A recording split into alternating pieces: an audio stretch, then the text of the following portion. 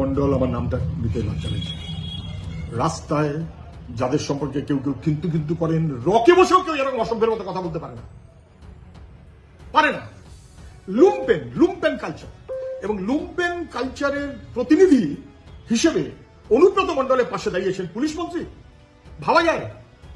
আমি বলবো তৃণমূলের যে কোনো নেতা, ভাবুন তিনি আইসি এবং তিনি এই বক্তৃতা শুনছেন তৃণমূলের আর এক নেতার কাছে, তিনি আইসি। তার স্ত্রী তার মাকে নিয়ে যে অসভ্যের মতো কথা, লুম্পেনের মতন কথা যেভাবে বলা হয়েছে, তারপরে ওই তৃণমূলটা আপনার পছন্দ করতে পারবেন কোনোদিন? মুখ্যমন্ত্রীর পছন্দ হতে পারে পুলিশকে বোম মারলে, মুখ্যমন্ত্রী তারপরে বলতে পারেন যে ও সাধের কেষ্ট, কিন্তু এটা গোটা পশ্চিমবাংলাকে লুম্পেন রাজনীতির মাথায় যে নিয়ে যাওয়া হচ্ছে তার প্রতিফলন ঘটিয়ে দিচ্ছে। এবং তারপর ন্যাকামো হচ্ছে, একটা ক্ষমা চাইলাম, ন্যাকামো পিটিয়ে ছাল তুলে দিয়ে গ্রেপ্তার করেনি কেন?